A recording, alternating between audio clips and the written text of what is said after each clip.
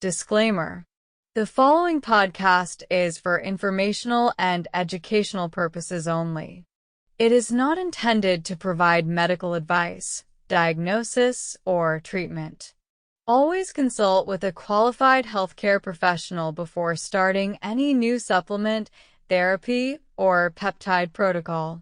Today we are going to take a deep dive into a unique and fascinating peptide called SS31, sometimes referred to as Elamipretide. This peptide is a mitochondria-targeting antioxidant that has gained attention for its potential to support energy, longevity, and protection against oxidative stress. Over the next few minutes, we will break down what SS31 is, how it works in the body, what research tells us, and the potential future applications that could make this peptide an important part of anti-aging and health optimization. Let's start with the basics. SS31 is a synthetic tetrapeptide. That means it is made up of 4 amino acids. Its design is very specific. It was created to cross cell membranes and selectively target mitochondria, the powerhouses of our cells. Mitochondria are where energy in the form of ATP is produced, and when they become dysfunctional, the entire cell and even whole systems in the body can start to fail. The unique structure of SS31 allows it to bind to a component of the inner mitochondrial membrane called cardiolipin. Cardiolipin plays a critical role in maintaining mitochondrial structure and function. When cardiolipin is damaged by free radicals or oxidative stress, mitochondrial efficiency drops, leading to less energy and more cellular stress. SS31 stabilizes cardiolipin and reduces oxidative damage, helping mitochondria function more effectively. This mechanism is important because mitochondrial dysfunction is linked to a wide range of conditions. We're talking about neurodegenerative diseases like Alzheimer's and Parkinson's, cardiovascular disease, kidney disease, muscle weakness, age-related fatigue, and even vision problems. The promise of SS31 is that by directly targeting and protecting mitochondria, it may improve energy metabolism and reduce the impact of aging at the cellular level. Let's pause and think about why this matters. Most antioxidants that people take, like vitamin C or vitamin E, work in a general way throughout the body. But they don't specifically go to mitochondria, which is where much of the oxidative damage actually happens. SS31 is different. It is designed to accumulate inside mitochondria, where it can reduce the buildup of reactive oxygen species and support more efficient energy production. In other words, it goes straight to the source of the problem. Now, let's explore some of the research. Preclinical studies in animals have shown that SS31 can improve mitochondrial function, reduce cell death, and protect tissues in models of heart attack, stroke, kidney injury, and neurodegenerative conditions. In human studies, SS31 has been tested for conditions like primary mitochondrial myopathy, heart failure, and certain rare eye diseases such as Leber's hereditary optic neuropathy. Results so far have been mixed but promising in specific areas. Some trials have shown improved exercise tolerance, reduced fatigue, and even better heart function. Other studies are ongoing to test its use in slowing or reversing age-related decline. One fascinating area of study is SS31 and eye health. Mitochondria play a big role in the retina, and damage there can lead to vision loss. SS31 has shown potential to protect retinal cells from degeneration, which could mean future treatments for age-related macular degeneration or inherited retinal diseases. Another area is muscle performance. Mitochondria are central to muscle energy, and in trials, SS31 has shown the ability to improve endurance and reduce muscle fatigue. That could have implications not only for patients with mitochondrial diseases, but also for healthy aging adults who want to maintain vitality and strength. It's also worth noting that SS31 is being explored for its role in reducing ischemia-reperfusion injury.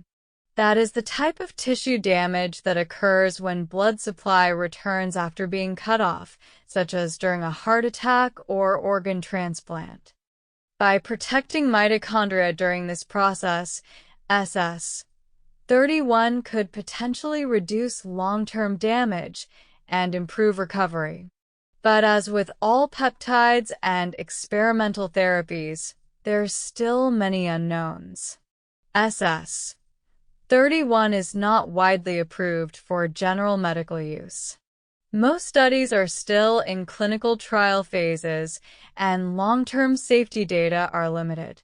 Some participants in trials have reported mild side effects like injection site reactions, headache, or nausea, but overall it seems to be well tolerated so far. The real questions lie in effectiveness across larger populations, dosing strategies, and whether benefits translate consistently outside of controlled studies. Let's shift gears a little and talk about the concept of targeting mitochondria as a therapeutic strategy. Mitochondria are central not only to energy production but also to signaling, cell survival, and apoptosis, which is programmed cell death. When mitochondria are healthy, cells can thrive. When they're damaged, it can trigger cascades that lead to inflammation, degeneration, and disease. Supporting mitochondrial health may therefore have ripple effects throughout the body. That is why peptides like SS31 are exciting. They represent a new way of thinking about treatment, not just addressing symptoms, but working at the root cause of cellular decline. Think about aging. One of the hallmarks of aging is mitochondrial dysfunction. Over time, mitochondria accumulate damage from reactive oxygen species and environmental stressors. This leads to decreased ADP production and increased oxidative damage. Supporting mitochondria with a targeted peptide could theoretically slow or reverse some of these processes, extending health span and improving quality of life. Of course, it is not just about one peptide. SS31 is part of a larger field of mitochondrial-targeted therapies, including other small molecules, lifestyle interventions like exercise and diet, and even more advanced approaches like gene therapy. The key is that mitochondria are becoming a central focus in the fight against aging and chronic disease. Now, let's explore how SS31 compares to other peptides you may have heard about. Many peptides work through hormone signaling, growth factors, or neurotransmitters. For example, peptides like BPC-157 target healing and regeneration, while GLP-1 analogs target metabolism and blood sugar regulation. SS31 stands out because it is one of the only peptides designed specifically for mitochondrial health. That unique focus makes it an important subject of ongoing study. Looking ahead, where could SS31 be most useful? Based on current evidence, potential applications include rare mitochondrial disorders, age-related muscle weakness, certain eye diseases, cardiovascular conditions, and possibly even neuroprotection. Imagine a therapy that helps older adults maintain muscle strength, supports recovery from heart stress, or slows vision loss. That is the vision researchers are exploring. We should also acknowledge the limitations. Right now, SS31 is not something you can pick up at a pharmacy for general use. It is primarily available in research settings or through clinical trials. This is important to emphasize because while it is tempting to view it as a breakthrough, we need more evidence and regulatory approval before it can be considered safe and effective for widespread use. So what can we take away from this? First, mitochondria are central to health, disease, and aging. Second, SS31 represents a novel way to support mitochondria directly. Third, while the science is promising, we're still in the early stages of fully understanding its potential. If you are interested in this field, it may be helpful to follow ongoing clinical trials, scientific publications, and developments in mitochondrial medicine. The story of SS31 is still being written, and it reflects a broader movement toward therapies that address aging at the cellular and molecular levels. Let's take a moment to reflect on the broader implications. Supporting mitochondrial health is not only about disease prevention, but also about optimizing performance, resilience, and longevity.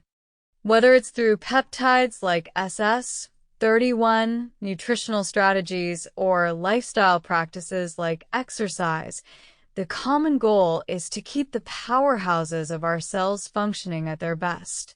As we wrap up this 45-minute discussion, remember that SS31 is a fascinating peptide with the potential to impact many aspects of health and aging. But like all emerging therapies, it requires caution, critical thinking, and more research before it can be widely embraced. Disclaimer: this podcast is for informational and educational purposes only and does not provide medical advice. Always consult a licensed healthcare provider before making decisions related to your health, supplements, or peptide use.